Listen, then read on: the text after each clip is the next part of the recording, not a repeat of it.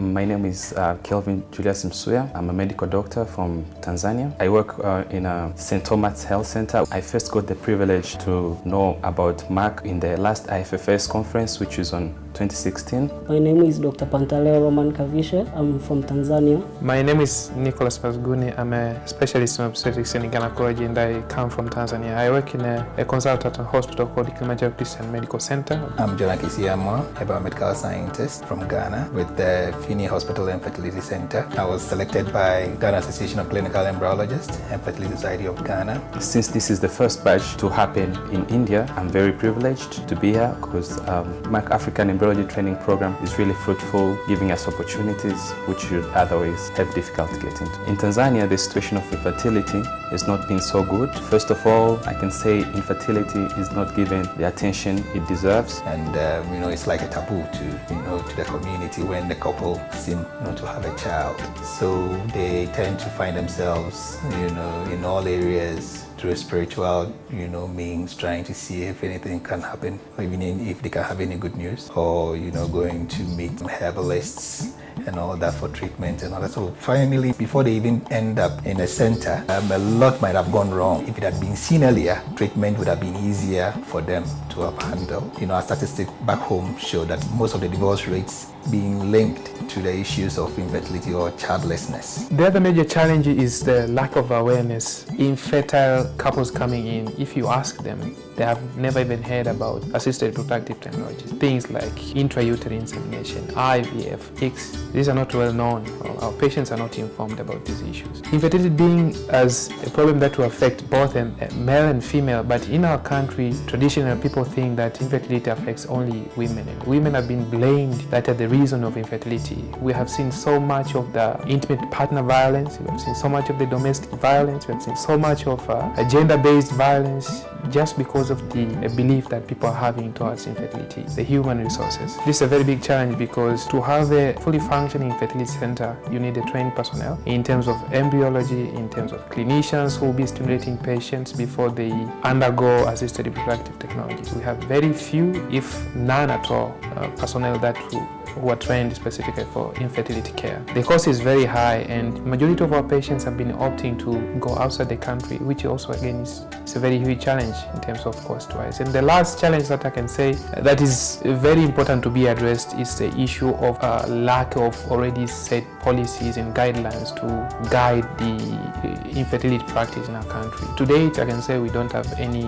set-aside laws that will govern or lead people to offer infertility care. So the MAC African Embryology Training Program, it's very fruitful. So the training has been structured in such a way you are being trained to understand the physiology, the anatomy of both male and female reproductive system. You cannot explain the abnormal if you don't know the normal. The second part of our training is the theoretical part in terms of assisted reproductive technology techniques. The third part, I would say, has been the practical aspect of training. The opportunity that we have had to understand the basic principles and the advanced methods of making sure that you have a very good outcome in terms of assisted reproductive technology has been well covered. In this program, what we intend to do is to provide the necessary unmet need that we have today, and that is good quality trained personnel to be able to deliver the quality that is comparable to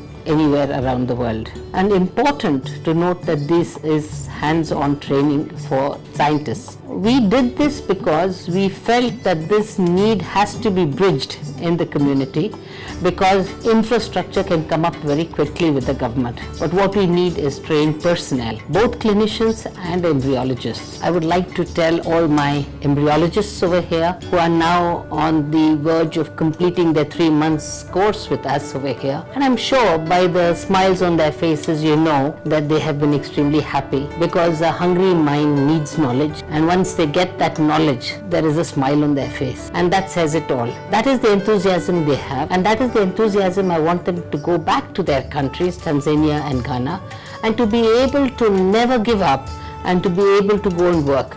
Rome was never built in a day.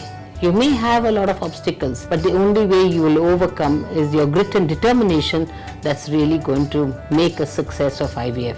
It's not a low-hanging fruit, but it's not too high either. I'm very grateful to MEC and Milan Fertility Center because they've been working together hand in hand to make sure that this happens, and well structured, and staff here who have been involved in our training well dedicated in terms of making sure that by the time we finish this training, we'll be independent embryologists, that we can work as a standalone embryology and making sure that we bring change to our society. I would like to acknowledge and congratulate More-Than-a-Mother for having an ear onto the underprivileged societies. That's how we got this opportunity of training. So I would really say thank you to More-Than-a-Mother and African Embryology Training Program for this opportunity, because it has not only helped us, it has helped the entire community and society where we are coming from. This is a very huge responsibility that MEC have decided to take. Building a capacity in Africa is one of the very important issues that should be taken on board if we really want to deal with infertility. And I believe in the next 5-10 years to come, this will be a job well done.